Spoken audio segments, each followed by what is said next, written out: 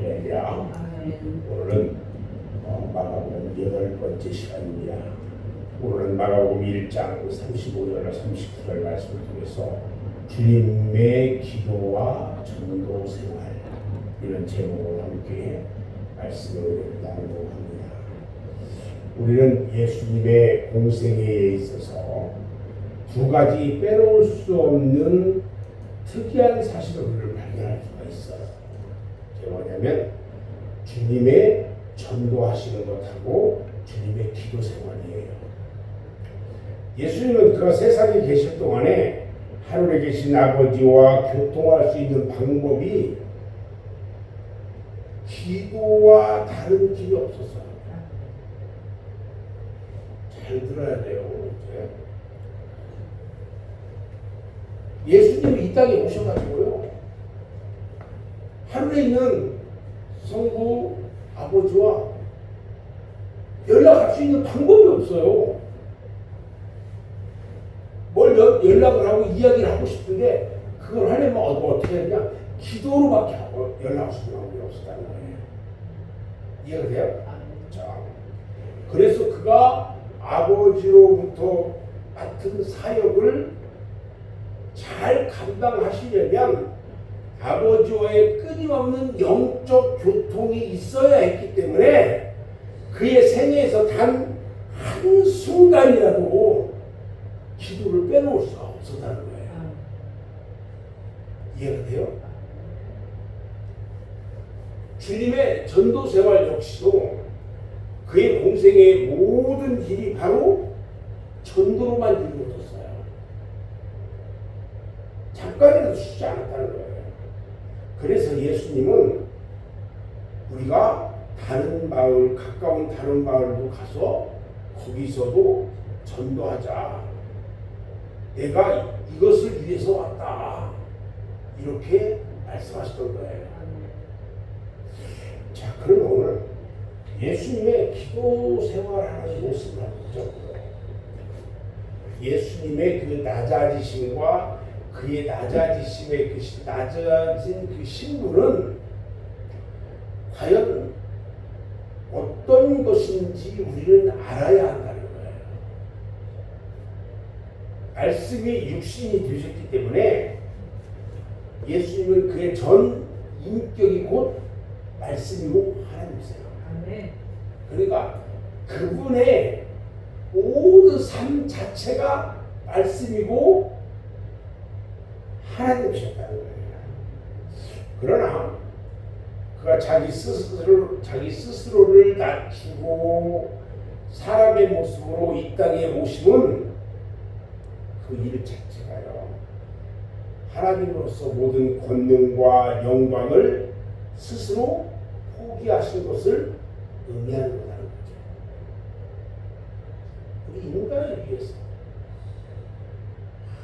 그렇게까지 나눠질 수가 있느냐. 그래서 예수님이 육신을 입고 계실 동안은 끊임없이 어떤 일을 하려면 하나님 앞에 의뢰해야 한단 말이죠. 그렇게 해야만 됐어요.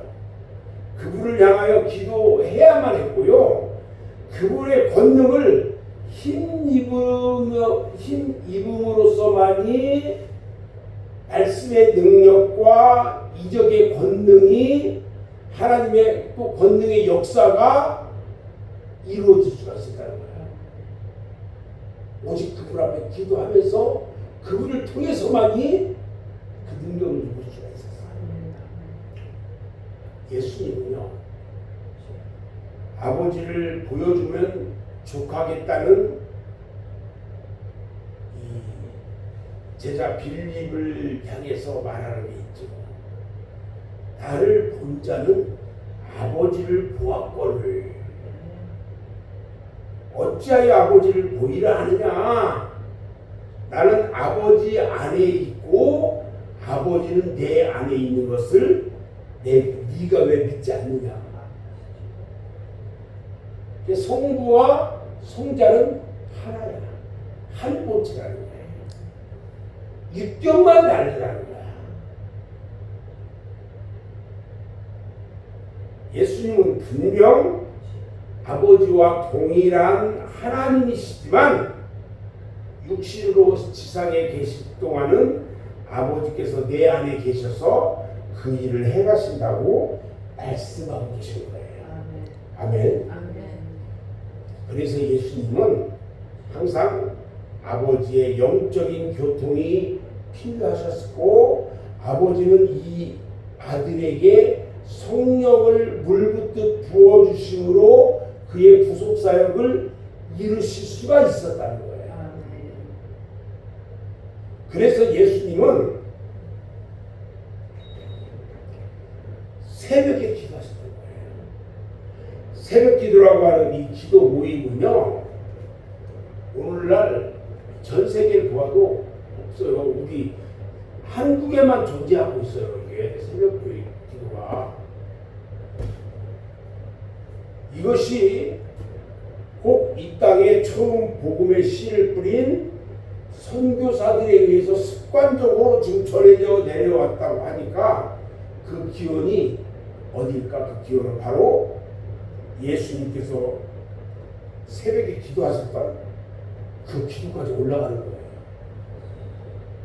새벽 5일의 미명에 예수께서 일어나 기도했다는 거예요.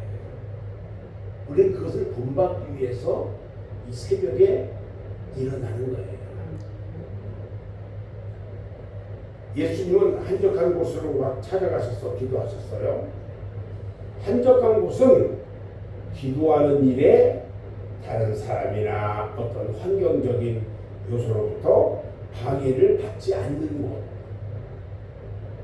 혼자만이 저기 기도할 수 있는 곳, 그것을 지금 말하고 있는 거예요. 이곳이 주님이 말씀하신 골방 기도의 장소라는 거예요. 대부분 골방 기도는 다른 사람의 방해를 받지 않고 혼자서 기도할 수 있는 곳이잖아요.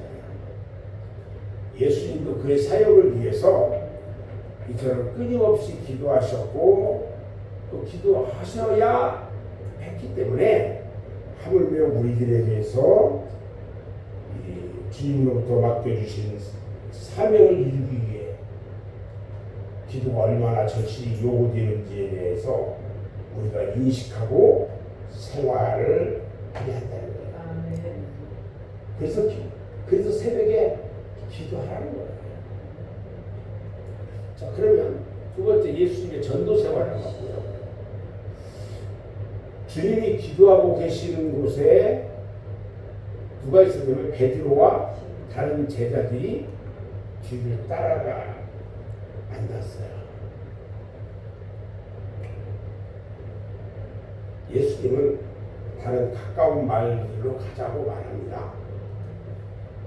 전도인은요, 어느 한 곳에 계속적으로 머물러 있을 수는 없어요. 이제 예수님도 다른 마을로 가셔서 그곳에서도 복음을 전하셔야 했습니다. 예루살렘 교회가 한 곳에 계속 머물러 교세만 확장해 나가다가 주의 복음이 사면으로 막 퍼지게 하시기 위해서 어떻게 했냐면 핍박을 받게 했어요. 그래서 사람들이 핍박을 안 받으려고 다른 곳으로 다 퍼져갔어요. 그래서 복음이 전해지게 된 거예요. 예수님은 거기 가 있는 그곳에서도 전도하라고 말씀하셔요. 예수님께서도요, 친히 어느 곳에 가시든지 전도하는 일에 전념을 했어요. 가까운 마을로 가자고 하시고는 거기서도 전도할 것이라고 말씀하시잖아요. 디모데후서 4장 2절에 보면 너는 말씀을 전파하라. 때를 얻든지 못 얻든지 항상 힘써라. 이렇게 말씀하셔요.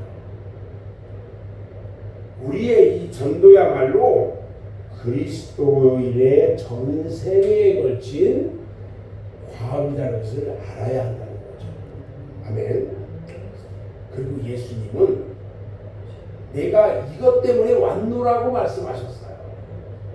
전도에 이 전도하고 그 복음하고 주님의 사역은요 하나로 일치를 이뤄요.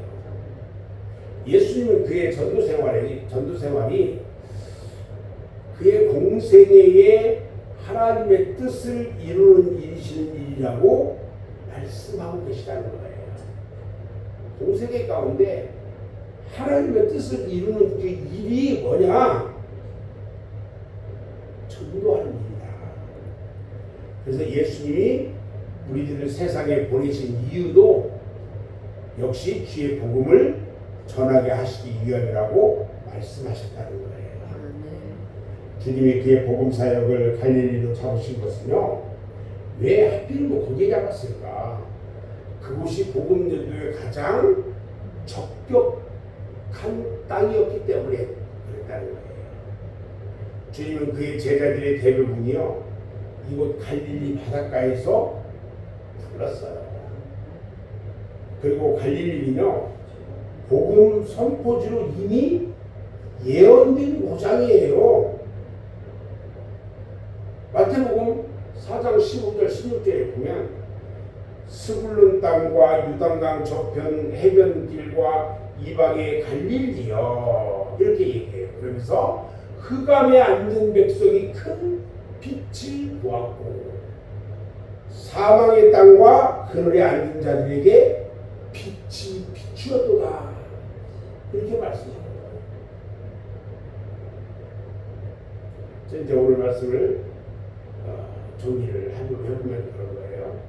예수님은 본래 하나님의 본체시지만 그가 세상에 머물러 계신 동안은 스스로 종의 모습으로 자기를 낮추셨기 때문에 아버지로부터 무엇이든 공급받지 못하면은 아무것도 하실 수가 없었다. 주님은 이처럼 자기 스스로가 이 낮추신 비하에서 스스로 겪으시는 어려움을 우리들을 위해 참으셨고 아버지께서 죽기까지 순종하심으로 말할 수 없는 영광의 자리로 오르셨다는 거예요. 우리도 그분을 세상에 널리 전파하기 위해서 우리 주님 본받아서 기도와 전도에 전력하는 성도들이 되어지기를 주님의 이름으로 축원합니다. 아멘. 기도하겠습니다.